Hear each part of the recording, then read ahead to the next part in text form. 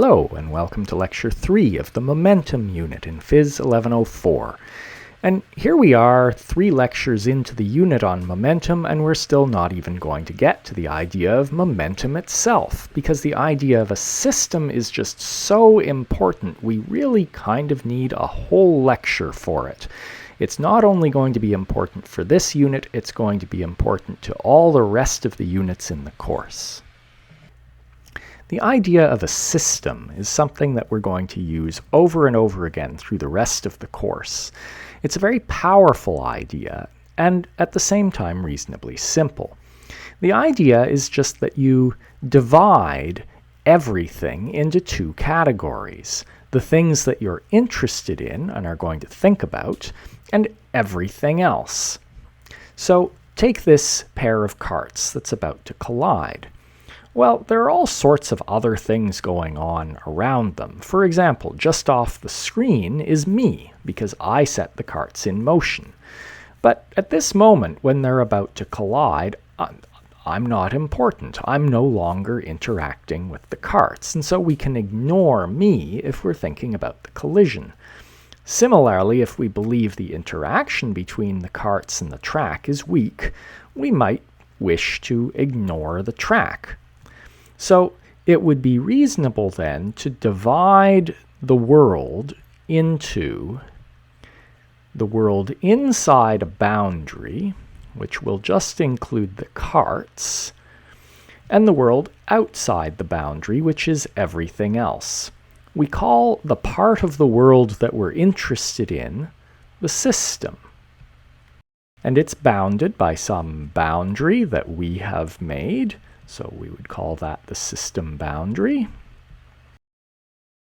And then there's everything else. And everything else we refer to as the environment. Now, our choice of system is very much a choice, and we may make that choice in different ways.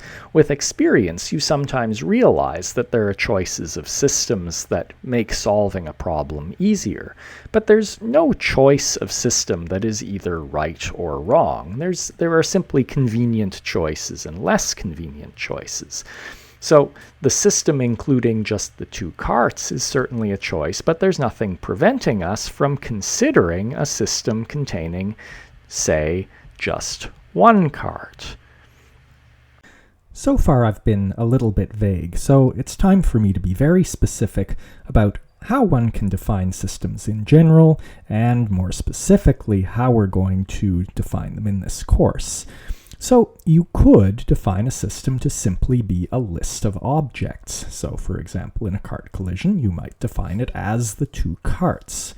But you might also define a system to be a region of space. Again, analyzing a cart collision, you might decide to define your system as the region just above the surface of the track, which would normally contain the carts.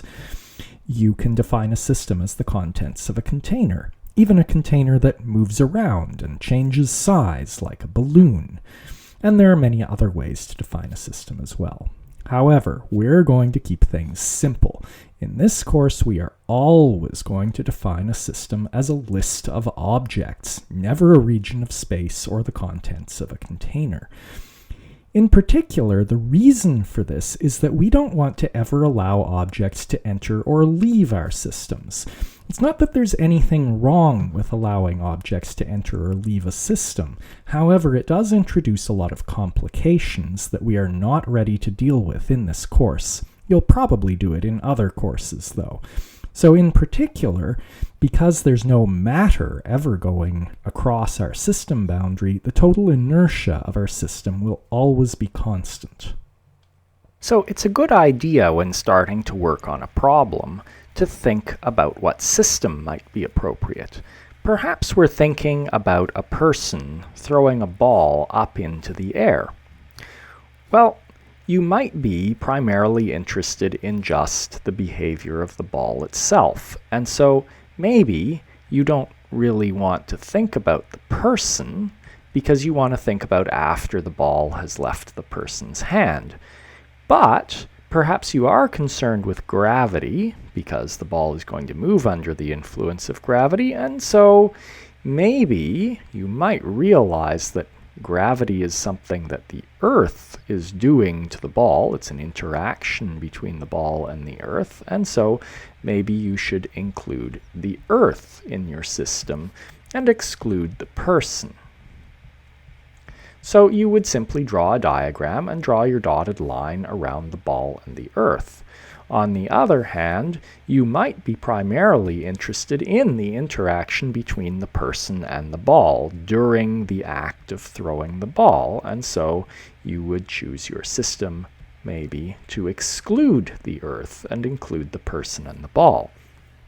Similarly, you might be thinking about a light connected to a battery, and the light is shining, and maybe you're just concerned about what's going on in the battery and how, the chemical reactions are happening and so on and so forth, and so maybe you want your system to be just the battery.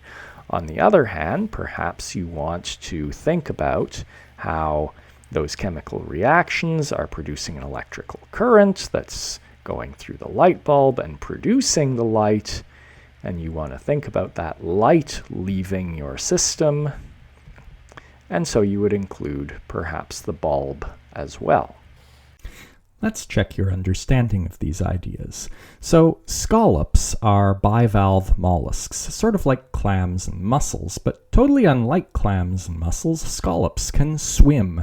They do that by sucking water in at the front, and then they squirt the water out the back of their shell. And so they're basically like little underwater living ramjets. Anyway, so I am showing a diagram here of a scallop swimming and 3 instants. There's an instant where its shell is closed and there's some mass of water out in front of it, and it opens that up and sucks that water in, and then it clamps its shell shut and shoots the water out the back. And I want you to tell me from my diagram what I have defined as my system.